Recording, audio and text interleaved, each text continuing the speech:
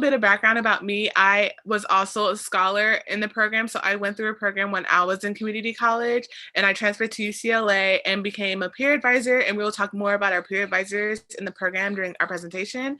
About me, I was also a scholar in the program. So I went through a program when I was in community college and I transferred to UCLA and became a peer advisor.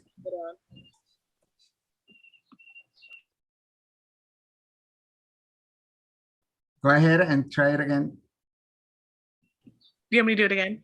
No. Just because we were getting echo. Right. Okay. I just say it a little bit again. Okay. So hi everyone. My name is Aurelia Reimer. I'm the STEM program coordinator for CCCP. I was also a scholar in the CCCP program. So I was at community college, participated as a student in the program. I transferred to UCLA and I worked as a peer advisor for the program. And after graduation, I'm returning to the program as a STEM coordinator. So welcome. All right, let me share my screen. And is everyone able to see it?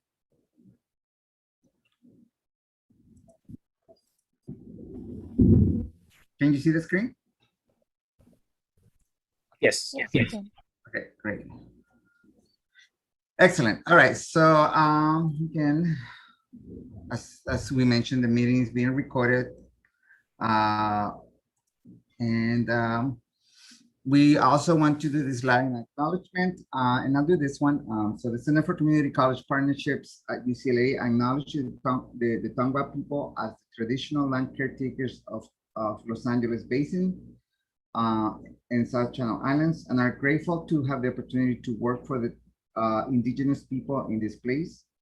As a land grant institution, we pay our respects to ancestors, elders, and our relatives' relations, past, present, and emerging. Do you mind doing this one, Aurelia? Yeah, sure. So to our students and colleagues in the Black community and across the diaspora, we stand with you. You are a valued and important member of our campus and off-campus family. We all need to acknowledge the challenges and work to change them. We must work together as people of color and allies, people who are concerned about your future, our future, to eliminate these systematic disparities. We take a stand today and always because Black Lives Matter. And would you mind doing this one, Frank? Yeah. Standing with our Asian and Pacific Islander communities, CCP condemns hateful acts of violence, harassment, rhetoric targeting Asian Americans, Pacific Islanders, and Desi Americans. As a community, we recognize that these are not isolated events. Since the beginning of COVID-19 pandemic, there has been an alarming increase in the amount of discrimination and violence perpetrated on the APIDA community. These acts of violence are nothing new. The long history of dehumanization, ostracization, and exclusion of the Asian community remain devastating, particularly in the midst of a global pandemic that has lasting social, physical, and economic impacts. As a community, we are disturbed by the xenophobic, racially motivated attacks. We at CCCP stand in solidarity with all of our students, colleagues, and community partners who experience marginalization and threat. CCP reaffirms our commitment to our entire community of scholars united to addressing these injustices, recognizing stereotyping and other engaging in anti-racist practices that empower and support our students' educational goals and affirm the intersections of identities in academia.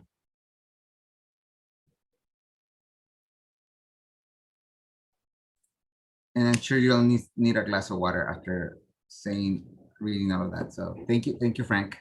You're welcome.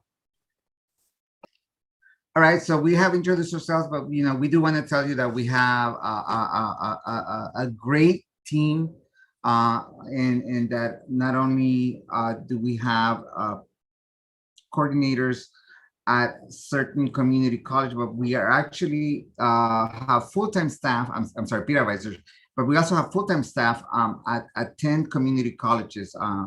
And you heard from Frank, but in addition to that, we are at all of the 9 LACCD campuses and at Pasadena City College on a very regular, intensive, intentional way in order to provide pathways and to ensure that you have the information that you need. Besides the full-time staff, we also have student staff and their peer advisors. Majority of them, I would say almost exclusively, all of them are students who transfer to UCLA, who are here already, who have gone through the community college process, who have navigated not only the community college, but are currently navigating the UCLA campus. And in addition to that, a majority of them are students who were scholars in our program. As Aurelia mentioned, herself being a scholar, and now, just was a peer advisor, amazing peer advisor. And she's also not just kidding. She's an amazing full-time staff. And we're lucky to have the staff that we have, both full-time and student staff. And we're gonna show you a video now so you can kind of get a sense. Now the video, just to let you know, the video was filmed when we were in person, okay? So it will show you a lot of the in-person type of activities that we have. We'll talk a little bit about the way we are going to be, the summer, how the summer will look, and then how the fall tentatively will look as well, all right? So here we go. Right now, you may be at a community college. No one sees you. But once you go through these transfer programs and you're seen, then your invisibility becomes visible. Everyone knows who you are. You're right there with the top tier guys.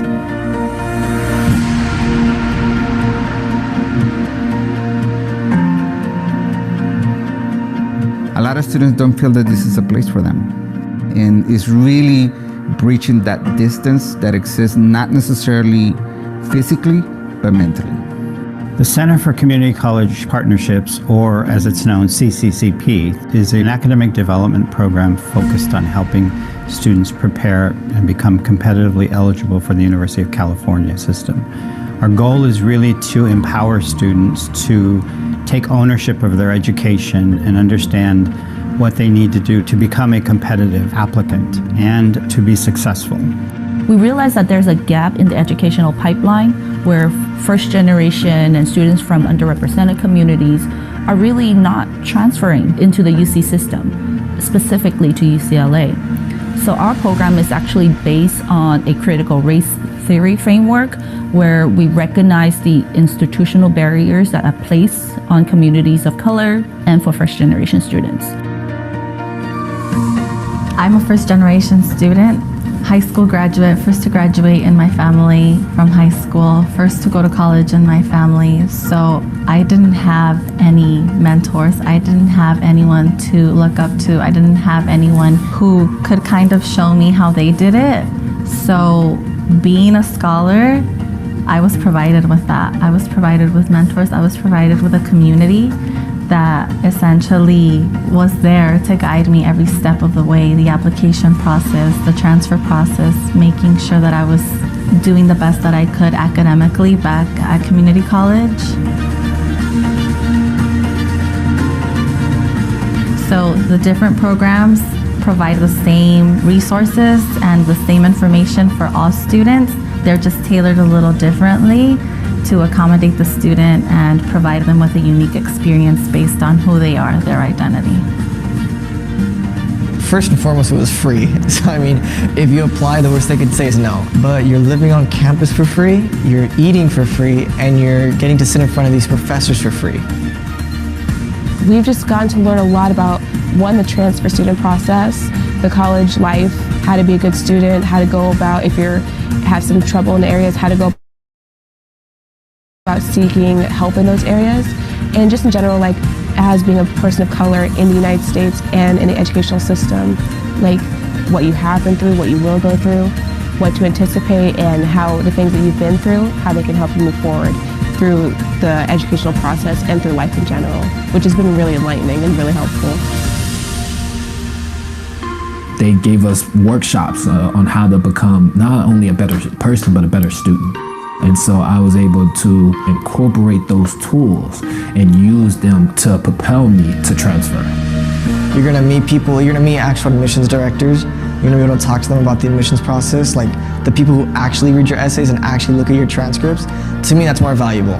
Now, counselors at school are great and we absolutely need them, but to be able to also talk to the person that's gonna read your application and possibly even build a relationship with them to maybe even read your personal statement in the future, that is extremely important. That's gotta be the biggest reason why I think this program is important for the admissions process. There's a lot of questions that are always unanswered, and here, since they are the school, you can get all the answers anywhere.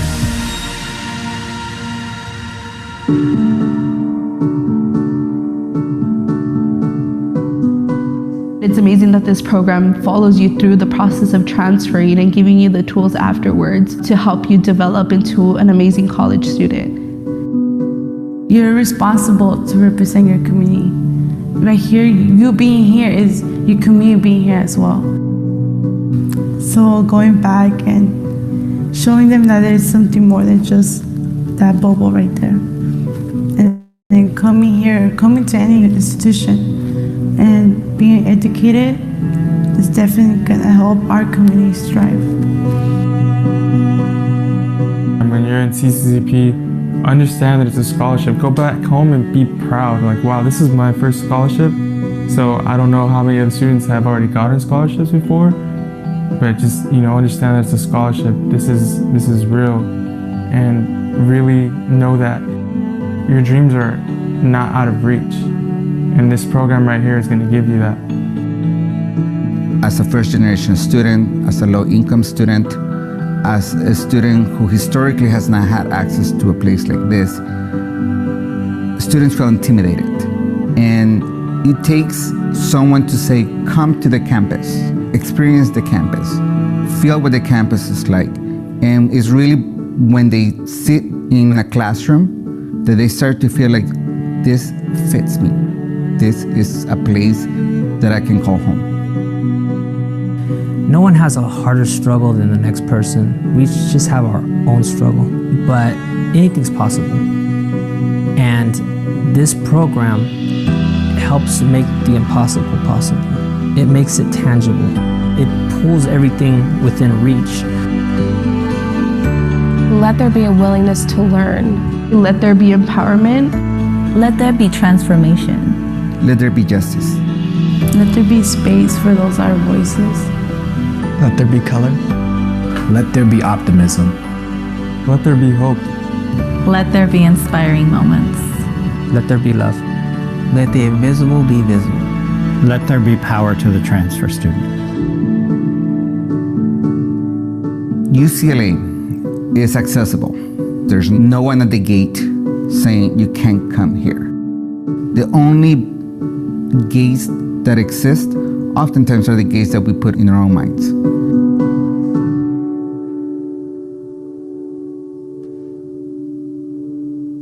All right, thank you. And so we're gonna move on and talk a little bit, again, this was the program when we were able to be on campus, and obviously that's not the situation that we find ourselves at this point.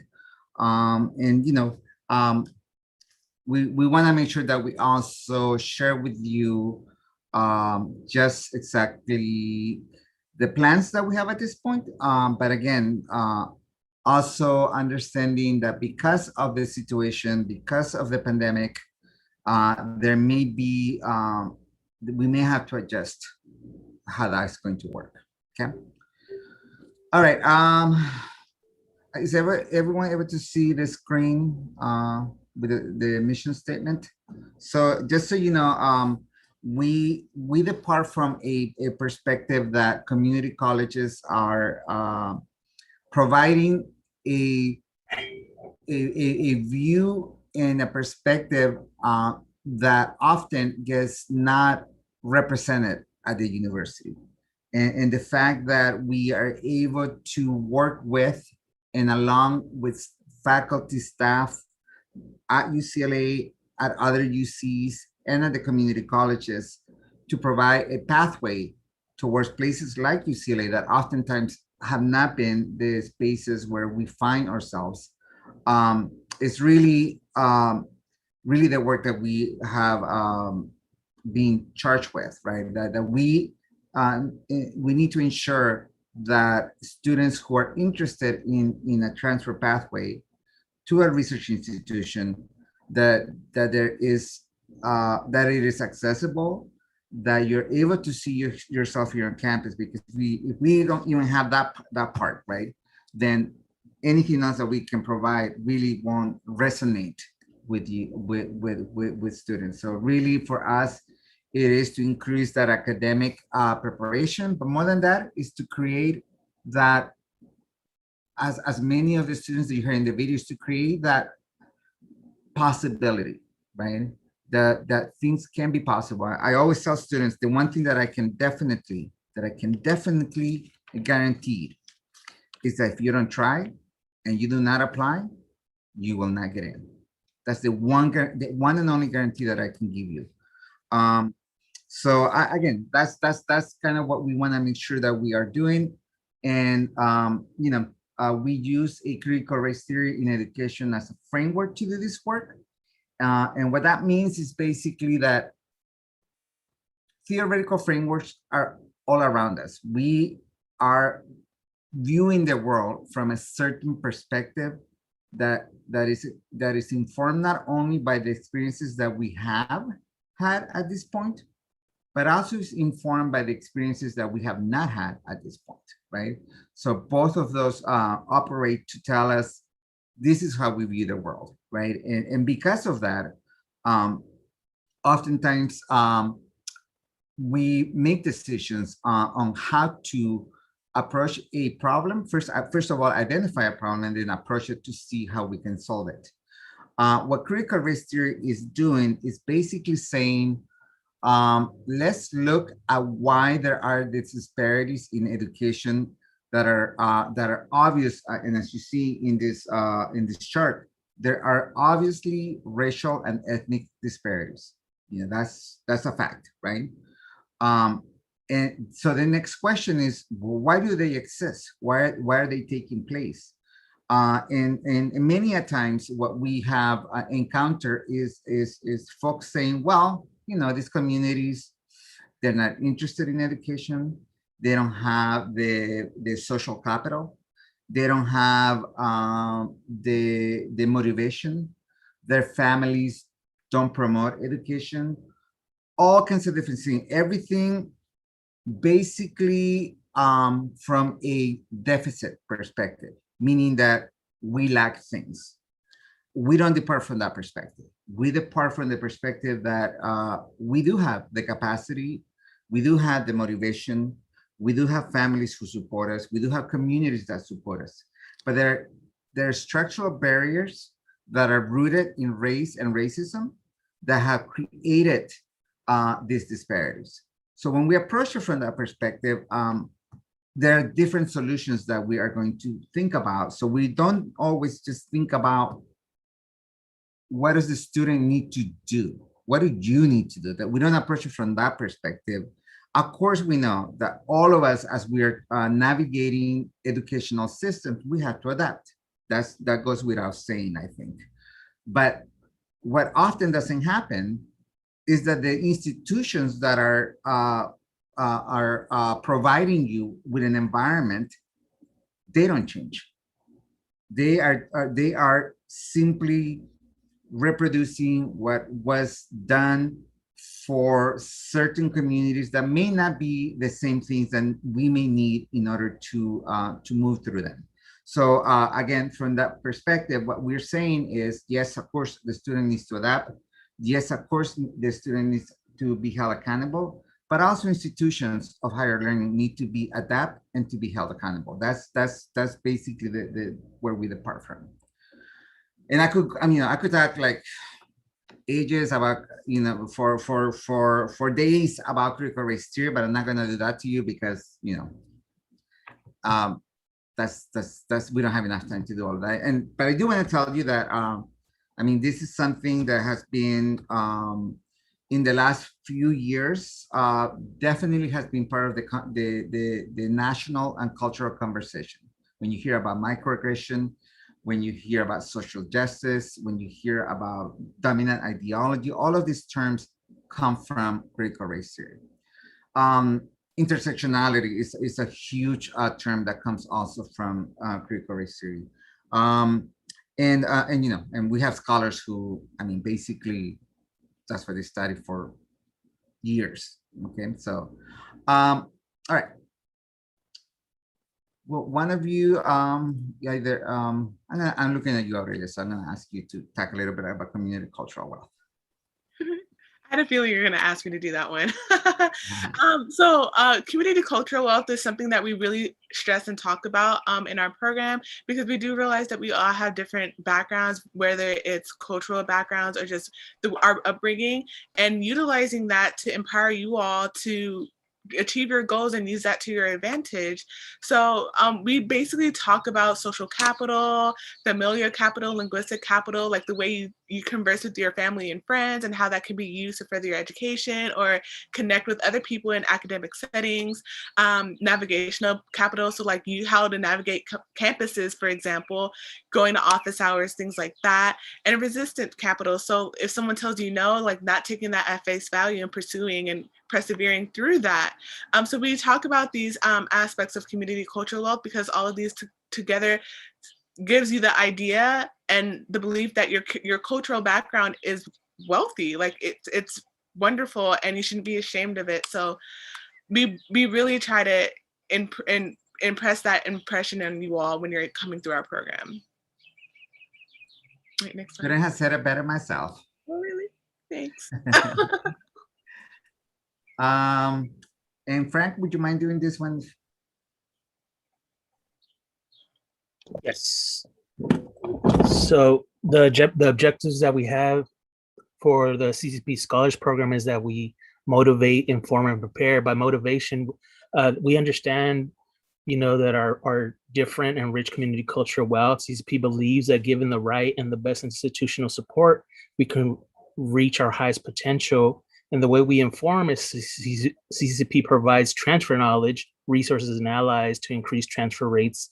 In addition, we discuss systematic barriers, individual agency, and we prepare. You get prepared. Transfer success, college graduation, graduate school, career achievement does not begin after community college students transfer. They start now. So we applaud the fact that you're here with us today on this what's the Thursday? Yeah, Thursday. This Thursday, like I was about to say Friday, and I blame you all for that. You also are correct. Sorry, I digress. But yeah, so no, we applaud that you're here. I mean, it is you taking your own agency and what awaits you is wonderful. And as I usually tell students, it's like there's so many resources in our campus. It's like a all-you-can-eat buffet of resources. But we, as a well-seasoned pro going to buffets, you don't just go for the first thing that you see. You want to kind of walk around the buffet, kind of see like, oh, where are the crab legs? Where's the salmon? Where's the top sirloin, right? And then, you start filling in your plate with the rest of the stuff that's going to go. Well, same thing here. There are so many different programs that you can take advantage of, but you don't want to just jump into the very first one and just and not know what it is that all these other things that you may be able to take advantage of. Maybe study abroad, maybe, well, not right now, but soon. Maybe you want to do a research program. Maybe you want to be in the community and have an internship. Maybe you want to prepare yourself in terms of knowing how to do the best resume and the best interview possible for that next job that you may have. All of those things are important, and you want to be very selective on how you're going to utilize all of the resources. But the first step is to find out that those resources exist, right? So, and as transfer students, I mean, full disclosure, I came in as a freshman. My first and 2 years, I mean, to be honest with you, I didn't even realize I was at a research institution my first 2 years. I had no idea. I was just like, oh, it's UCLA, classes, go to class, but I had no idea what research really meant. So being able to have this information prior to you transferring is important, because then you can, once you're here, you're going to be able to maximize that time that you have here. Okay. All right.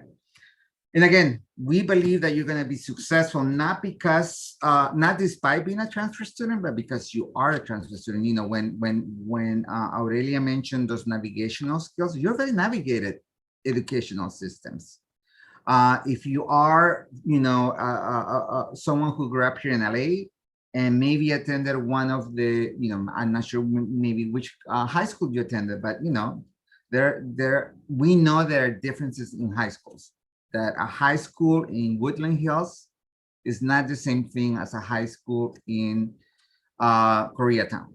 They're just different schools. There's different environment, and you navigated, if you are an immigrant, you navigated even countries already at this point. So being confident about your navigational skills is important, right? So again, this really permeates everything that we do, that you already have what it takes to be successful. We're not here to empower you. The power is already within you. Okay. All right. So, Aurelia. So we have many activities and webinars that we're hosting for our program during COVID. And so we discuss varying topics at our webinars. So something that we do is try to facilitate a community. So we do that through our webinars focusing different populations. So we have varying webinars focused on the undocumented population, men of color, Black, Latino populations, Native and Pacific Islander populations. And then we also have additional webinars for students with dependents. If you have a family and you're going to school at the same time, the QTBIP community, we have webinars to facilitate a community environment for all of those populations. And then we work to empower you all. We have webinars focused on social justice, educational equity, and policy advocacy. And the reason why we focus on these things, because we want to let you know what is going on in society, but also using those tools that you're observing in society for your own personal gain while you're at UCLA or any other university, even at community college, being your self-advocate. So we're really trying to impress that upon you all in our program. And then we also have webinars regarding transfer. So our webinar is focusing on admissions, application, and transferring to the university. So our little guru Santi is our application guru. He's amazing at doing our boot camps. And so he will work with you all and have workshops about the application process, what each section is, what you need to be putting on each section. So you're ensuring that you're presenting yourself in the best possible manner in your applications. And then we're here to support you. So we have webinars focused on community building, academic opportunities, and social activities. If you're anything like me, for me, in order to be successful, I need to become comfortable and have a community environment around me in the new space that I'm in. So we help you provide that support and help you be a part of our community. Yeah, I think I'm gonna just go home because Frank and Aurelia they do a better job than I do. I think I need to go home. Thank you for sharing. And as Aurelia was talking about these webinars, from different communities, the way that we are working this summer is that you will apply to be in the program once you submitted and completed the application process. We will send you the links to all of these different webinars. You have to attend at least one, but you can attend as many as you want. And that's in response to that intersectionality that I talked earlier, right? We're not just one thing, right? Just like we're not just all about just working. I mean, of course, we have to do the work, we have to study, we have to do, well, you all have to study. I'll watch you study. But we're also about joy. We're also about that how do we balance the work that needs to get done with our well-being, and our well-being, meaning physically, mentally, spiritually, emotionally, right? We need all of those things in order to be successful. What we wouldn't want is for you to successfully graduate from a place like UCLA, but be damaged, because of all the traumas that this place may have put you through, right? That wouldn't be a good experience. What we want is that you graduate from this place and you look back and say, damn, UCLA was awesome. I want to do it all over again. That's kind of, well, I don't think anybody wants to do it all over again if, when you think about midterms and papers, but we want you to be in a place that is going to allow you to thrive and to be the best version of yourself. And that might be UCLA. That might be maybe another campus. We have 9 different campuses in the system, 23 Cal States, over 70 different independent colleges, private schools, including that other school, that other school. Yeah, we're not going to mention that school. And what we believe in is that you should consider all of the opportunities, even that school, right? That no one should tell you you shouldn't apply to this school because it's too hard, or you shouldn't apply to that school because it's too expensive, right? That's not where we depart from. We haven't done our work just because you're interested in UCLA and we provide you with that information. We have done our work when we have shown you all the options that are available to you, how meaningfully to take advantage of those opportunities and to try, and just to try. So I think that's where we depart from. And again, we think that by doing that, we can get you closer to whatever your dream institution may be. And even that, that other school, like it's my oldest joke in the world, it's like, we will help you achieve your dreams, even if your dream is to be second best at that school. Okay. So just, a little rivalry joking. No, again, we have lots of friends who we have Brian. Actually, we have a Brian in the room. A Brian is someone who's a Brian and a Trojan. I'm not gonna out this person who just laughed on screen, but I'm not gonna say who it is.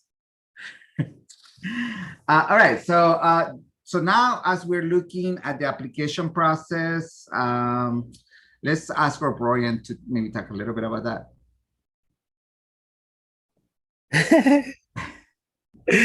Thank you, Santi. So everybody, just to let you know, our application for our summer programs is live. So you can apply to our programs now. So the summer webinars are going to happen June 14th to August 14th. The Program Site Plus, that one's actually a program where you take a course at UCLA, and this is a real course that you take. You can't select any course. We select the courses for you. So we have about 5 courses that you can select one from. We only have a limited space for students. So there's about like maybe 20 students can not apply, but be in the program. So as many students can apply, but this is a very competitive program. And you do have to attend certain workshops throughout the summer. And this is a virtual program. So it's not like you're going to be going to UCLA, because UCLA is still doing courses virtually. But this is, and this, just to let you know, this is a free program. We pay for it. And so your classes are paid for, your books are paid for, and you're doing this with 20 other students. So you're building that community, right? And like what we talked about, we're talking about community, and you're going to have peer advisors there to guide you along the way. And that's who you're going to be doing the webinars with. And they're going to be providing you resources and tools along the way. So we're not here to have you take a class and do horribly. We're here to help you succeed. And with all the resources and tools, you're going to be able to take it back to your community college and be like, okay, I took a course at UCLA. I did good. I got my A. community college is it's gonna be breezy. You're gonna breeze through your community college. And so then we have our Power to the Transfer webinars, and that's something that you're you're attending right now. And so actually this one's for the different communities. And so the deadline is to apply is June 14th. But we're here to provide you with as many resources for you to be able to navigate the community college and go to that next step of transferring to a four-year university, whether that's UCLA or any four-year university. Thank you so much, Frank, for sharing that. And again, as we mentioned earlier, we are adjusting a number of things just because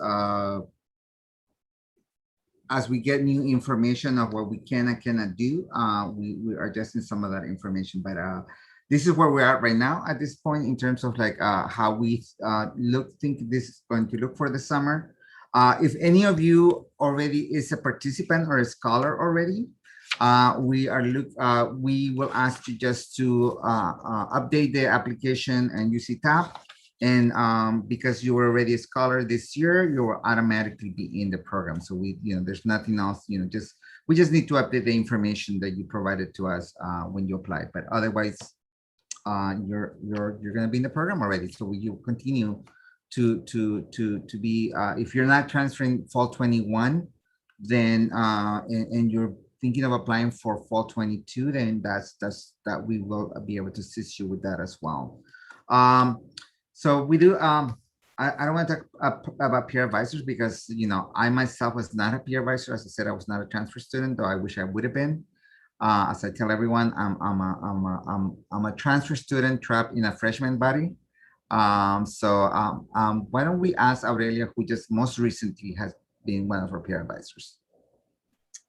Yeah, so our peer advisors work to assist you. So they give you individualized assistance. So each peer advisors are assigned to a cohort of scholars to assist throughout the year. So we assign our scholars to peer advisors based on colleges. So for example, I think some people were from Pierce, if I remember. Let me see, College of Canyons. Okay, so there's a couple of people from Pierce, some from ELAC. So we do have peer advisors assigned to those schools who outside of COVID, pre-COVID, would actually visit your school weekly. So you can see them if you want, schedule meetings with them to discuss anything that you're interested in or need help with regarding either the application or your major, or either seeking advice from the peer advisors or learning from their experience from their journey from transferring from the community college to UCLA and getting more information on what life is like at UCLA as a student. So that's something that you can utilize your peer advisors for. And then they're also here to share resources with you. So there's a lot of things that we've learned throughout our journey as a student transferring from community college to the UC system. And then also being at UCLA and a peer advisor, we're trained on certain things that we can share with you, and sharing resources that are and opportunities that are offered at UCLA, but that can be also utilized by community college students. And then also sharing information about possible programs that you can join at your community college to help you through your academic journey or to help you get more experiences outside of the classroom. And then we do have a network team. So we collaborate with peers, alums, and UCLA peers and colleagues, and also community college staff. So if there's something that you need or you want to get more experience in, we know exactly who the person to contact at UCLA and various community colleges to put you in contact with to get you the help that you need. So we have a wide network of colleagues and alumni and stakeholders who are really interested in increasing the transfer rates and having more transfer students at UCLA. So we're just really here to serve you and share our experiences with you.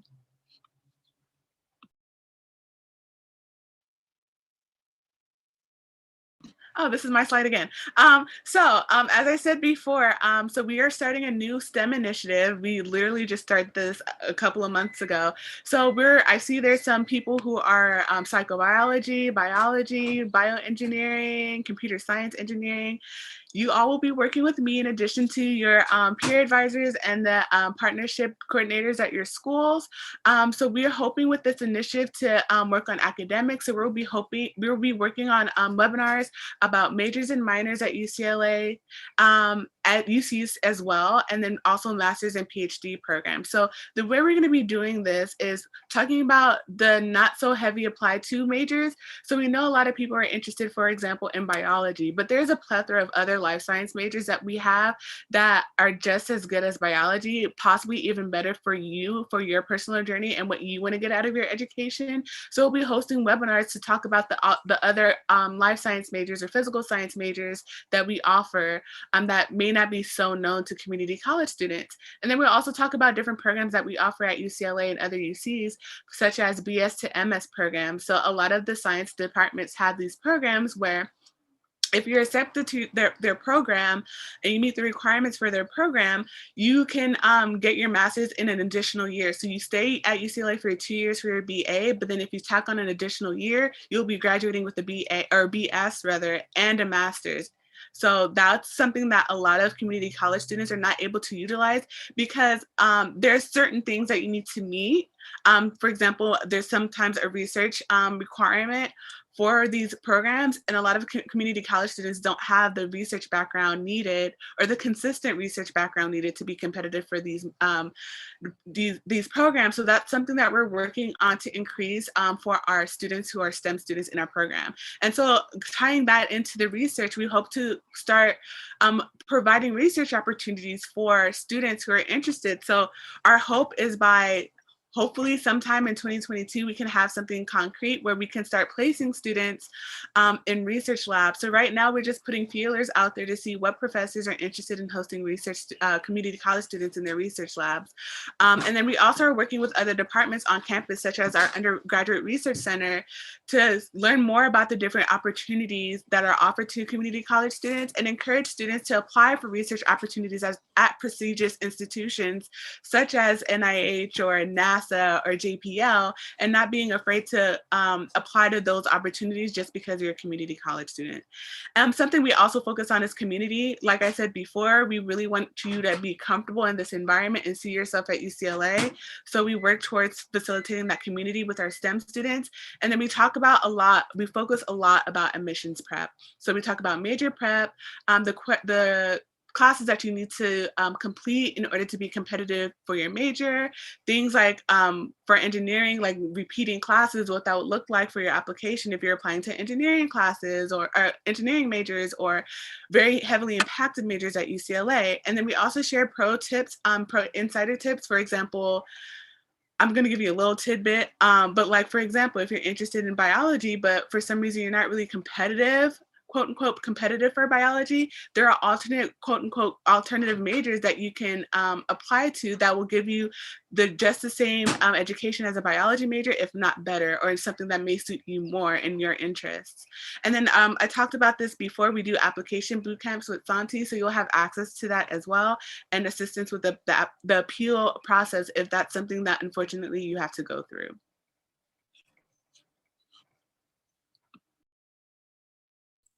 Sorry, I was typing. Just wanted to just say that, you know, here you are, just Aurelia, just dropping knowledge at this point, just giving us, you know, and those are the inside tips that, you know, will make the difference. Those are the little things that somehow other people know, and sometimes we don't know. We don't have that type of information.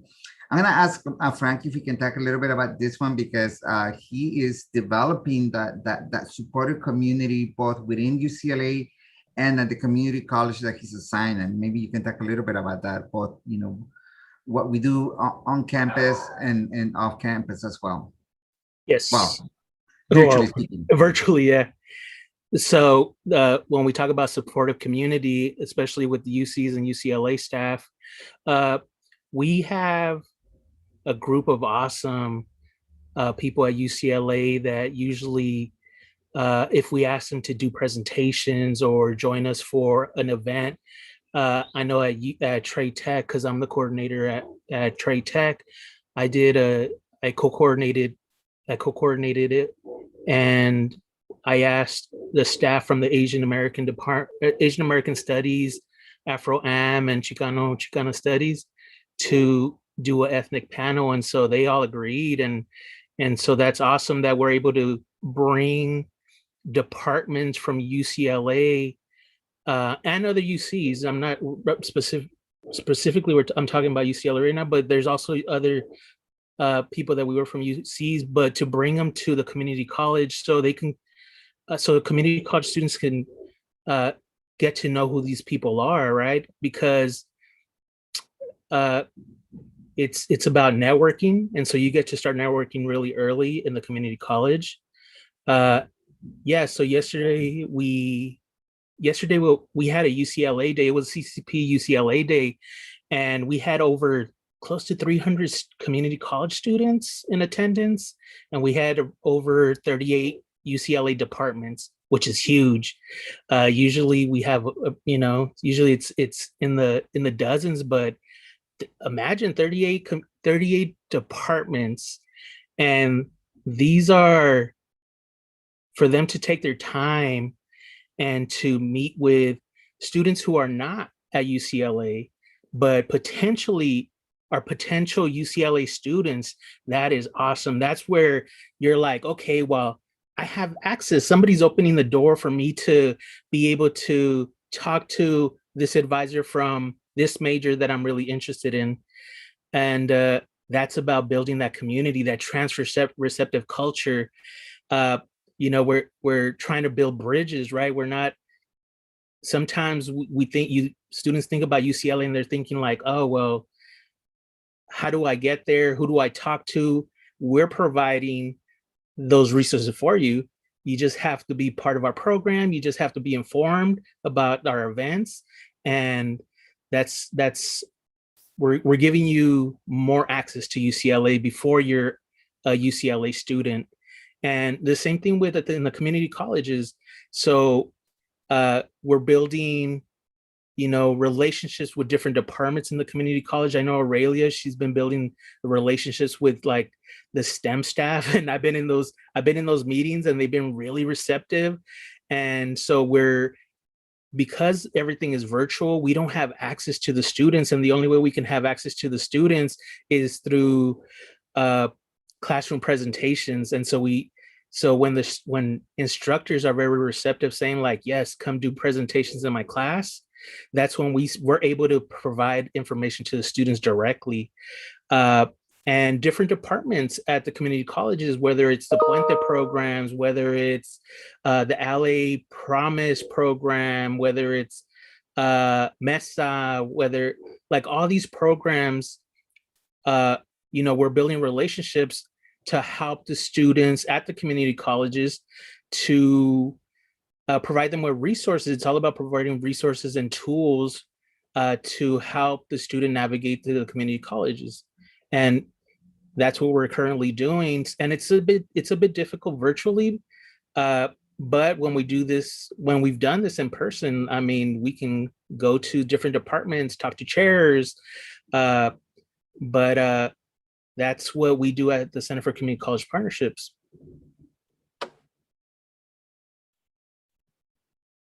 And we do it all in just, an hour, just because we're good like that. Yeah. Because we're good like that. No, it really takes a lot of effort. And again, I want to commend these two folks who are here with me today in how quickly they were able to put it together. And it was a smashing success. That's all I got to say. All I got to say about that. I was a little jelly that I couldn't be there. So, but, I had to be somewhere else, Okay, let's see. So, ignore this because it's not necessarily how we're going to. This is potentially how the program may look like, but as I mentioned, is a moving piece at this point, only because we may be open in person in the fall, and we would love to see you. But more honestly, to be honest, we just provide good food in those events, and I'm hungry right now. So I'm like thinking, like we have good food. I do have to say we do have good food. And so if, if we can have you come on over and, nurture your soul, nurture your brain, and nurture your belly, I mean, that's a good thing. So that's what I'm saying. This may change. We will be having a kind of like a scaling up or down depending on what we know about the pandemic, because we do want to bring you to the campus, and the campus is an amazing place. I mean, I tell everyone, even now as I walk, well, not now, but I started at UCLA in the 1900s, in 1986, and 30 plus years later, I am still in awe of how I feel when I'm in the campus. Like it's just a vibe that you're like, I don't know what happens. It's just like I walk through campus and somehow I feel smarter for no reason. I'm just in the campus and I'm like, oh my God, this is beautiful. So anyways, so this will be is being adapted as we are moving on. Okay, we do know we are going to ask you to submit one application, and we're going to ask you to submit the UC transfer admission planner. Those two things we are going to require. The application will not have any essays except if you're applying to the Site Plus program. The UC tab will want an account at the very least created, but for Site Plus, we will ask you to update it up to this upcoming summer of 2021. So talking about Site Plus, we look for that program because, again, you are going to be actually taking a course on campus that is going to be graded, that is going to be impacting your grade point average, that is going to make you look like a great candidate for campus, because, if you're already taking a course here on campus and you do well, and by the way, most of our Site Plus students get A's in the courses that we select. A few of them might get B's, but that's it. I mean, and it's because of this. I mean, Frank knows this because Frank was one of our coordinators, advisors in one of these programs. And Frank, maybe you can talk a little bit about that. Yeah, so when I did it, it was in person, and it was called STEM at that point. It was called the Summer Transfer Enrichment Program. No, it was called was it STEP? Yes, it was called STEP. My bad. Summer Transfer Enrichment Program, and this one, students would apply to this program, and they got to select a course of their liking. We had like a list of maybe 5 or 6 classes that they can choose from, and then they would start taking. Once they got selected, they would start taking a course in the summer. This is a real UCLA course. You're taking it with other UCLA students. You do at that point you did get like a UCLA Bruin ID card, and I don't think the professor knows that you're a community college student because they're treating you like a UCLA student. And so you go to class on certain days, and then on the days you don't go to class, you would attend workshops that we would put together, the coordinators will put together. And it's basically all the workshops are to help you navigate the classes, and also to help you navigate once you go back to the community college so you can transfer. And this is a 6-week course. And so the reason that we're asking for English compositions to be completed or in progress is because you're going to be doing a lot of writing and a lot of reading. That's the way the classes are at UCLA. So if you're used to taking classes and not writing or doing Scantrons, that's not something that you're going to see at UCLA.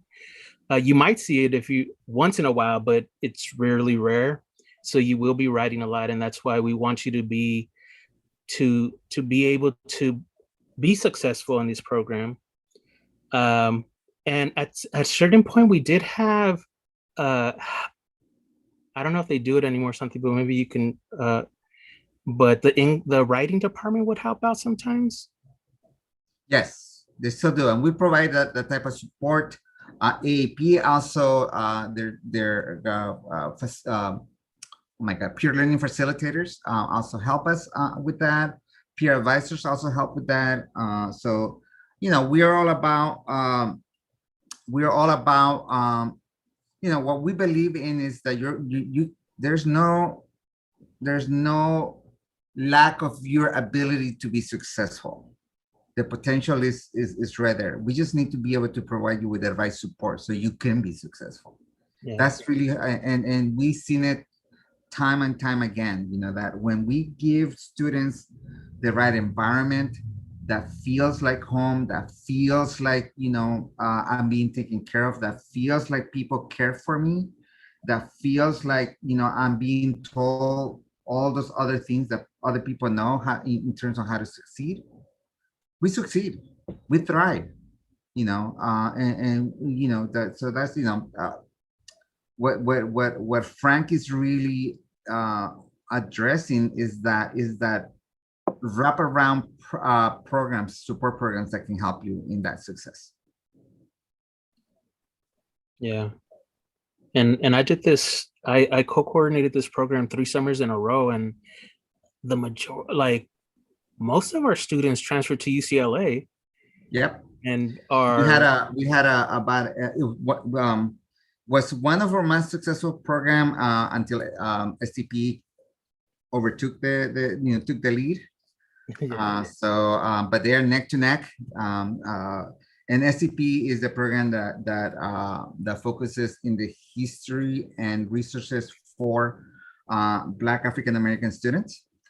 So there's the success rate for those 2 programs has been close to 80%, meaning that about 80% of the students who apply were admitted to UCLA. And then about close to 90% of those students actually decided to come to UCLA for those 2 programs. So it's been really an amazing program in the sense of those 2 programs in particular, in terms of getting students both admitted and then that they enroll at our campus. So yeah, that's still pretty much the way. Of course, last year we didn't have that, but didn't have the STP, but we did have Sci Plus. And we're getting word, well, we'll be getting word very soon about that admissions and selection process. And now there was a question that someone asked me about, you know, how about if I apply, you know, this year and, you know, maybe I don't get admitted, or I didn't get admitted at some of the UCs. Maybe that's very possible. And then, you know, we haven't released our decisions just yet. They're coming very soon. And is there still a possibility that if I didn't get into other UCs that I could get into UCLA? And the answer is yes, because each of our campuses has its own selection. We have the requirements. The minimum requirements are the same, but the selection process is different, and we do it in different ways. So students sometimes who don't get in at a certain UC, you know, like, let's say, I don't know, UC Riverside, right, business school, but they get into UCLA's econ department. It's possible. So again, I think you want to just you would just kind of give it a try, and then if you don't get in, that, you know, that's, it's not the end either. I mean, there's people have reapplied. I know a number of students in the last 30 years that I have worked for this campus, of students who have reapplied and been admitted in the second time around. I know a couple of students who reapplied 3 times and got in the 3rd time as well. So not saying that that's what you need to do or you should do, but that's an option as well. But yeah, so I have no idea. I'm just talking and talking now because I just love talking and sharing just like all these different amazing things that are possible. So for the power to the transfer webinars, we're gonna just ask that we're not having as much, again, because of the pandemic and the fact that we wanna be able to adapt in a way that centers your experiences, right? And not the institutions. We know the institution requires certain things, but for us, we want to make sure we're taking care of students. That's primarily our goal, and has always been our goal. So for the webinars part, if you are not going to be transferring maybe next year, or maybe you are missing some of these requirements, we do have the power to the transfer webinars, and for those, we're gonna ask just the application and a UC Tap account. We don't really have very specific requirements for that. There's not even essays that we're asking for those. Okay. And I want to kind of move. I know that we're kind of I talk a lot, so somebody needs to stop me. Who wants to stop me? I can go ahead and do it. I talk a lot too, so I don't know if this is any better. That's true. Okay, so this is what our application looks like. So when you go on to when our application becomes live and you have access to submit the application, this is what you want to be sure you're selecting. So for select the program that you wish to attend, you want to do the P2TT. Wow, P2TT-W, so Power to the Transfer webinars, or Site Plus if you want to specifically apply to Site Plus. And then if you're applying to I don't know if it matters for Site Plus, but you want to make sure you're either selecting June 14th to September. Okay, so if you're doing the Power to the Transfer webinars, you want to select the dates of June 14th through the September 17th. And then if you're doing Site Plus or wanted to submit an application for Site Plus, you need to make sure that you're selecting June 21st to July 30th, okay? And then for the next question, CCCP summer programs in which you have participated previously, you need to be sure that you're selecting none if you have not participated in our program prior to this, because if you select that you participated in any of the other listed programs, it's going to require that you obtain a code from us in order for you to submit an application. So please be sure you're selecting none, and then fill in the rest of the demographic information as it appears on the application. And so also reminder that there is a essay section. So if you're applying to the traditional Power to the Transfer webinars, there's no need to submit the essay portions. But if you're doing the Site Plus, then you need to fill out the essay portions. Next slide. Perfect. And there's going to be an option for Site Lite also in here. And I want you to know that that is not actually open at this point. So if you select Site Lite, you will get a message saying too early to apply or something to that effect. And it's only there in case that we get additional funding. And then we will open up more spaces, more programs, more of everything, more food. Oh, I'm sorry, I'm hungry. I can talk about this one because I'm all about planning. But best plans, right? Sometimes it doesn't work out. But planner, we need it in order to kind of see where you're at in terms of your journey. Not that we're making an evaluation, and what I mean by that, a judgment on it. What we need it for is to see where you're at and what we can do to provide you those pro tips that Aurelia was sharing earlier, like, hey, you have this not so good grade, but you can retake it and improve your grade on average, right? Or hey, this course you took it, more than 2 years ago, there is a program at the community college where you can academically know that program and not, that grade will not be counted again. So, we want to be able to give you the best way to provide you with the best information is you provide us with the best information to begin with. And then we can, really tailor the information to you. Okay. We will ask that you complete for the webinars. We only ask that you have an account. For the for Site Plus, we will ask you that you have the information of the courses you all the way up to what you're currently taking, and then we're going to ask you that for the summer 21, that you know how we mentioned that there's choices in those courses that you can take. We will ask you to list the 2 courses you would want to take. So 2 courses that you think that you would be interested in, and we'll have that information hopefully by tomorrow, if not by early next week. Okay. But yeah, so that's kind of what the UC tab is basically going to be asking you. Only Site Plus requires essays, and these are the questions right here. And we will have this information also in our website, so you will know what the essays are going to be asking you. Okay. We will also ask you for Site Plus to list the course choices in the comment section of the application. So there'll be 2 places where you will be listing that information: the UC tab, Summer 21, and here in the comment section. And we just want to make sure that we capture that information so we can enroll you if you're selected, so we can buy the books for you, so we can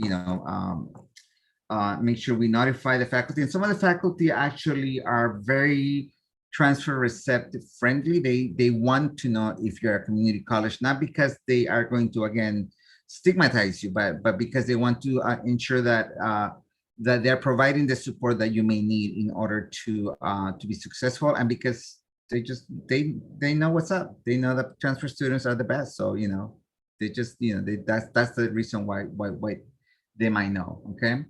I think we covered this. Yeah.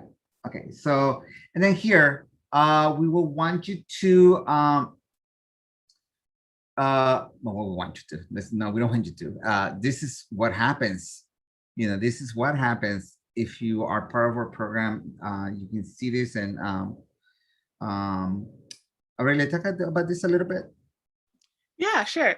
So this slide just shows our stats for our program. So generally, students who do not participate in our program but apply to transfer to UCLA, we see about a 26% admissions rate for those students. For students who do participate in our programs and receive all the assistance and resources that we have to offer, we see that percentage jump from 26% to 50%. And then when we look at the UC system as a whole, we see that 95% of our students are being admitted to the UC system in general if they participate in our program. So this is kind of like a little preview of the work that we have done in the past and the successes that we have done through our students.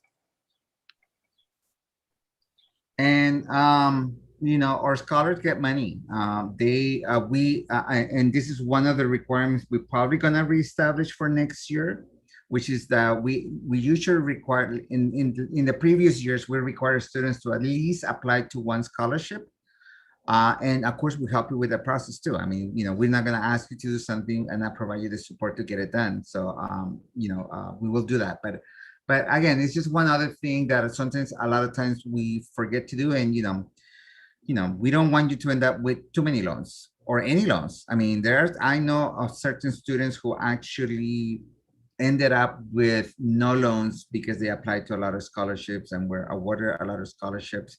I actually know one student who went to that other school, right? And applied to the Norman Topping scholarship, got it, ended up paying nothing. I mean, if that student would have come to UCLA, they would have to gotten a loan, and they went to the other school and they got a full ride. So again, I ain't hating, it's okay, it's all good. Second best, it's okay. All right, and then our students get degrees. I'm gonna ask Aurelia because she's all about getting degrees. She's hot degrees now. Oh my gosh, thanks. Our work with you as a student doesn't just contain or encompasses your transfer process from your community college to the UC system. We also want you to get advanced degrees as well, so to move on after you get your bachelor's to either return to the UCs in master's or PhD programs, or go to elite universities like Ivy Leagues and things like that. So this is just a brief snapshot of the many students who have gone through our program, who are currently in their master's or PhD program. So Denise Phelps, we used to call her Mama D or Miss D in the office. She was kind of like our CCCP mom. So she's currently at UCI completing her master's in public policy, and she transferred from Long Beach Community College. Armando Lizarraga, who was a peer advisor with me during my cohort, he transferred from El Camino College and is currently completing his master's in education at Columbia University. And Jesus Iniguez, he's like one of the inaugural cohorts for CCCP, and he transferred from LA Mission College and is currently completing his PhD in chemistry at UCLA. So this is just kind of like a brief overview as how the information that we share with you all at the community college level can help you further your career or your education after you get your bachelor's. And if I can just add about Jesus, he won a year ago, he won a very coveted scholarship for graduate students for his work around diversity in the STEM fields. And he's actually partnering up with Aurelia to do, and they're, I mean, they're just. I didn't want to talk about it because I didn't want to jinx it, but we really hope it works out so we can help. We're putting that out into the universe that it's gonna happen. Yes. So basically, briefly, we're working with him since he's in the chemistry department. We're working with the biochemistry department to see if there's any professors interested. Well, we know there are professors interested, so we're just working with them to hopefully place students who are in CCCP and interested in research opportunities in labs in the biochemistry and chemistry department. Yep, it's gonna happen. We don't fail. We fall down sometimes, but we get ourselves up and get it done. So all right. And yeah, our scholars are leaders too. And I'm gonna ask Frank to talk just about this really quickly, because he himself, as someone who completed a master's of social work, that's an achievement, and he's a leader on his own right. So Frank, lead us. All right, thank you. Yeah, so like Aurelia was mentioning, that a lot of students in our program go on to attain advanced degrees, but a lot of our students also get to do awesome things, like either open up businesses or write books. And so like Rebecca Redmond, she transferred from West Los Angeles College, and she served in the UC-wide Parent Student Advisory Board.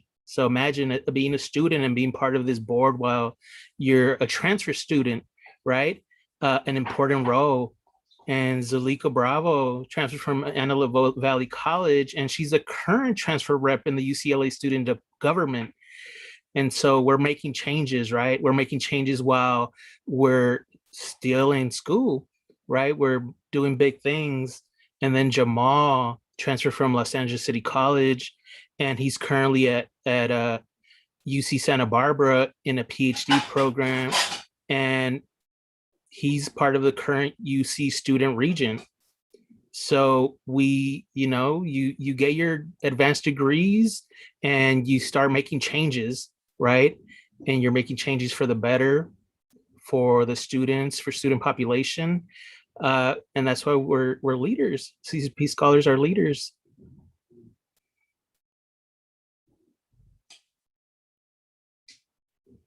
We will have launches. We are going to be changing some of the times. We're going to have a number of those throughout the next 2 months. And the launches are definitely going to be for students who are filling out the application. But the launches are just, I had students, actually had a student from UC Irvine who I guess he just didn't know where to go, and he saw, I don't know, a friend of his told him, we have this lounge, and he was at UC Irvine. He was a transfer student first year at UC Irvine, he was just having some challenges, and he just came into the lounge, and we were able to help and connect him to someone at UC Irvine, because we have a network, we have our spies everywhere, you know, we have, you know, our brigade and our Avengers everywhere. So, you know, we got him the help that he needed. So the lounge is really is just like a place to come, ask questions, and, you know, not only about the application to join the program, but students come and ask us about, hey, you know, what about this scholarship? What's this all about? What is this internship all about? So, you know, just come and hang out with us. I mean, you know, that's what really this are all about. And we're gonna have probably more days than this listed as well. So, but they're gonna be happening starting next week, I believe. So yeah. Yay, we're done. Power to being done. Yeah. Questions? There is and a you question can in the mute yourself, or you can put them in the chat, please. There's a question. Yeah. Sorry. So Ya Ting Sao, I hope I didn't butcher your name. They asked about, I believe they were previously admitted to the program last application cycle. So they wanted to know what they have, like, how would the application look for them for this academic cycle? Like, what would they select on the application? Yeah, they can either, you know, they can apply for the Site Plus program, or they can apply for the webinar programs. I mean, either one would work.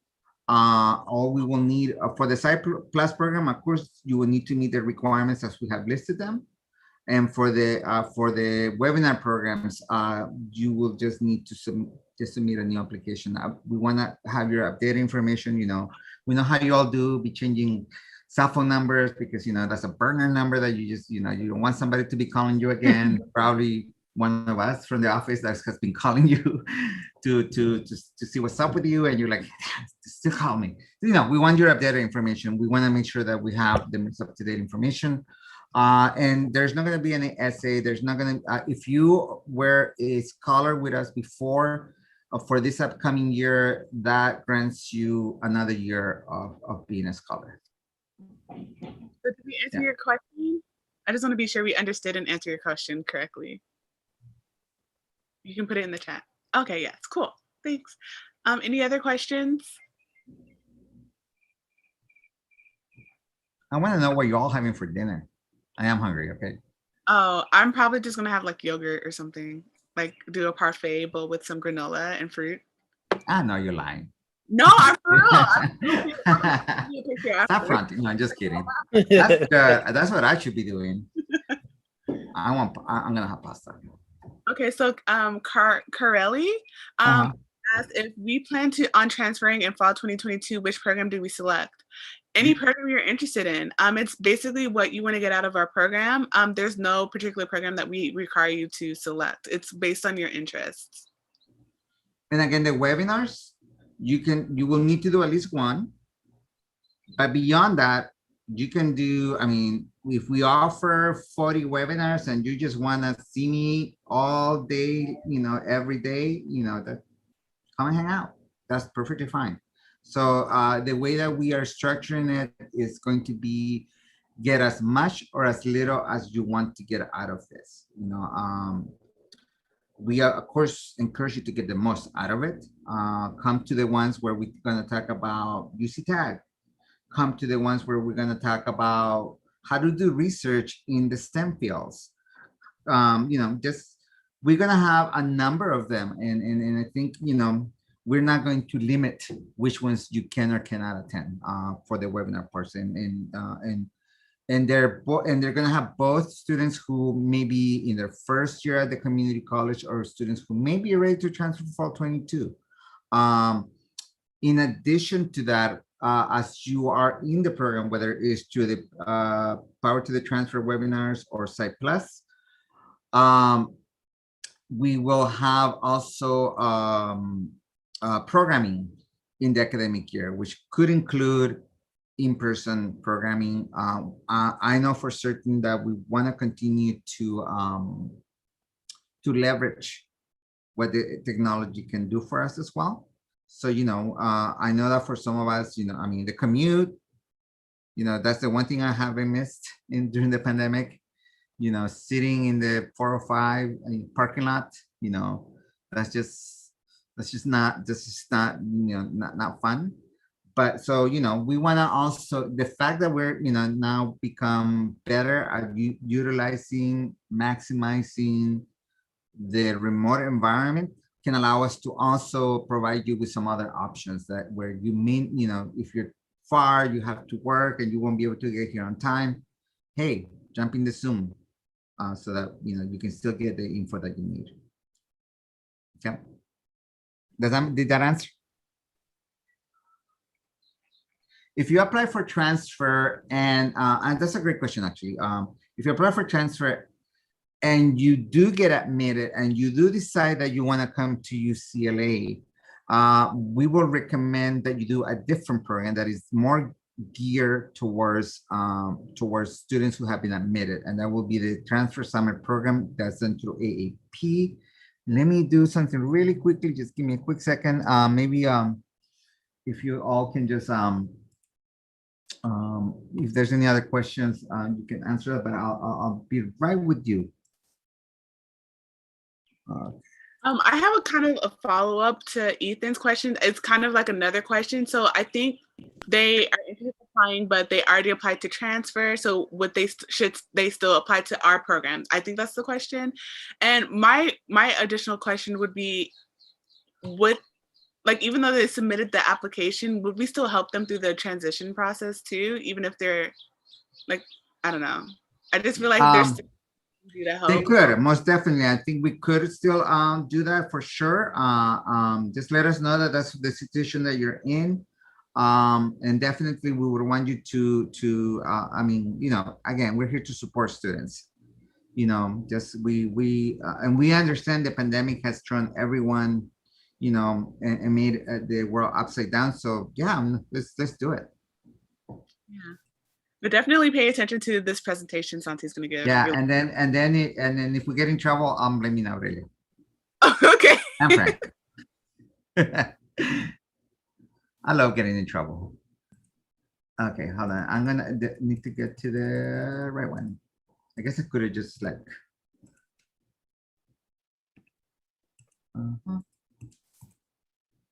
we go. This is the one that I want. So this is the program that should be, if you do get admitted, this is the bridge program that you should be applying to. This will be definitely much more helpful. You're going to get credit for school. And I don't know if Aurelia participated in TSP, but I know Frank for sure did. Yeah, You did? Yeah. Okay. Well, you can all, talk about TSP. Oh, I feel like I've been talking. So Frank, do you want to share your experience? Yeah. So when I got admitted to UCLA, instead of starting in the fall, I started in the summer through this program, transfer summer program, and it is through the Academic Advancement Program, AAP. You're able to select a course. They have a list of courses that you can select from. When I did it, it was a residential program, and I'm sure that right now, I'm not sure if they're having residential programs. Remote. So it's remote. Okay. So this would be a remote program, but when I did it, it was a residential program. So I stayed in the dorms. So all the financial aid that I was able to apply for summer financial aid. And so the financial aid covered my course, my dorm, and, I got to experience what it's like to be a UCLA student before actually starting in the fall. So I was able to attend courses, when I did it, it was one main course, a research methods course, and then something else. There was an English course. And the most important one. Which one? English course. Yeah, I did. I said English. Yeah. I know, but you were like, there was something else. I forgot. Yeah. So I did an English course, and the course that I was taking was Chicano Studies, and it was honors Chicano Studies. And at the time I was doing it with the director of AP. He was the professor that was teaching it. And so it is an intensive program, but like everything that we offer, they have everything set up for you to be successful. So you had tutors. So you had to meet with tutors ever so often. You would have an English tutor, you would have a subject tutor. So you're in the program, and the program's not meant for you to fail. It's meant for you to succeed. And it may be intensive because it's a 7-week course. It goes by really fast, right? But once you finish the program, that fall, you're already an established student. You know where everything's at. You're not lost. You're not looking at maps. You know where your courses are at. You know what to expect already. And the people, the students that are also doing this program, because you're doing it with like, I don't know, a couple hundred students. These are the people that you're going to be friends with for like the remainder of your life, because you're going through this all at the same time. And like I don't regret doing it. Like when I first found out about it, I'm like, oh no, in the summer, taking a summer course, I'm not trying to set myself up to fail. But when they talked about it and they talked about all the support that you would be given, I took it. And I was able to use like all those resources that were provided for me in the summer and use it throughout my academic journey through UCLA. Thank you, Frank. Yeah. I don't know if there's anything else you wanted to add, Aurelia. All right. No, I just want to address like the science portion. I know I'm like super science, but that's what I'm here for. So during my cohort, we had the same classes that are offered or listed on this flyer, except the biochemistry was biomedical research instead. So that's what I took. So we did a lot of work on research methods. We met up with a lot of professors and things like that, where we learned about their research, lab tours. We really dissected their research and the methods that they used. It was very, very research heavy. We had journal clubs. So we had a class where we had a professor and she will assign us like 2-3 articles every week that we had to dissect and do assignments on to make sure that we're learning how to comprehend and understand research articles, scientific research articles. So it was very, very a great opportunity, because most of us did come out with 4.0s, and that cohort was kind of hard, but it was, what made it better was because it was a cohort model. So we all took everybody in the biomedical research cohort took the same classes at the same time. So we were all able to work together on our assignments. So that was pretty cool. I love it how you said, no, I have nothing to say. I'm the same way. So, any other questions? We're at the 7 o'clock mark. So do you want? I'm going to drop the link for the video for STP, not for STP, for TSP as well. We won't have time to view it, but you are more than welcome to view it.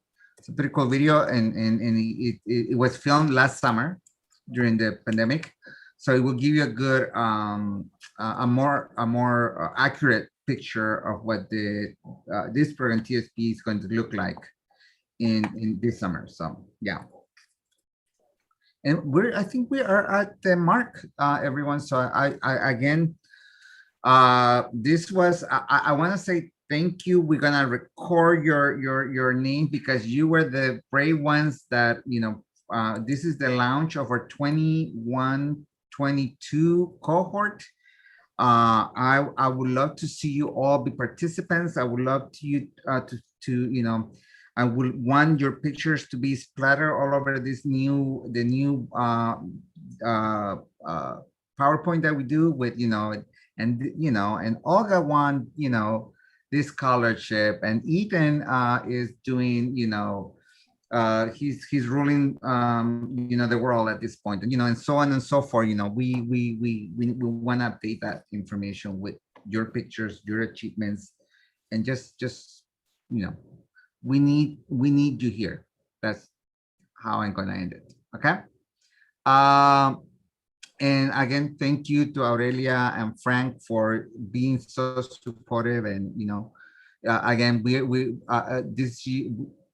trying the registration stuff with Zoom, and we're just trying to make it easier for all of us to do this. And I do want to ask you that if you had any challenges with the registration or with, just getting into the room, if you don't mind letting us know so that we can try to fix it. And yeah, that's it. That's it, y'all. Thanks so much, you guys. Thanks for coming, everyone. And if there was, we weren't able to answer any questions, come to the lounges, email us, call us. We're here. Bye, everyone. Have a good evening. Bye. Bye, everyone.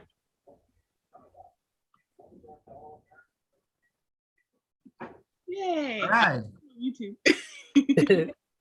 Thank you. I thank you. I appreciate that you were both here. I think that that went well. I think we need to work out the little bumps, like signing on and all of that type of, I mean, I expected it. I expected bumps. I mean, that that was going to happen. But I'm glad. I mean, we did it. We'll see what, how I know that we can download the list. I mean, I'll go over that hopefully sometime tomorrow. I hope, if we have time. I'm not sure, just.